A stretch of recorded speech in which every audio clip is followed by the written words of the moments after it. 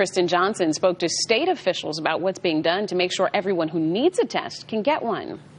Gotta get through this. We have to wait. And I really don't have any choice. Caron Pandit is anxious to find out if he has COVID again. Nothing like to be before. I had fever, nausea, diarrhea for 28 days straight.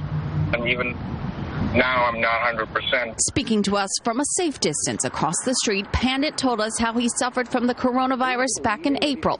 Today, he waited in a long line outside the Connecticut Convention Center to get tested after a high-level exposure to the virus again. So I don't wish this on anybody. Demands for COVID testing have skyrocketed in recent weeks. By lunchtime today, the wait at many Hartford healthcare testing sites. A security guard started turning an appointment about 90 minutes after the site opened at 8 a.m. I wasn't expecting this at all. James Cock had to be tested ahead of a medical procedure. It's frustrating, and I would have, I don't know when they opened, but I would have come a couple hours.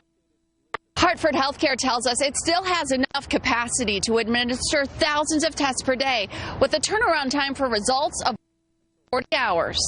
I'm pretty confident we will have the capacity to test everybody. We're doing about 25 to 26,000 testing a week at the moment. Connecticut's chief operating officer says the state is still among the top 5 in the nation in terms of testing per capita. It's now working to scale up capacity at the state's 200 testing sites and make sure turnaround time for results doesn't slow down. We're keeping a close eye on that because we know as the more strain on the labs, but we still have significant excess capacity in our labs. The real challenge is the sample collection, having enough sites where people can go and get swabbed. With hospitalization and infection rates surging back to numbers not seen since, says the state will also be watching the data over the next week to see if the reopening rollback put in place on Friday brings our numbers back down. And if they don't have enough of an impact to slow the spread, then the governor is going to be confronted with additional choices that we want to try to avoid. In Hartford, Kristen Johnson, NBC Connecticut.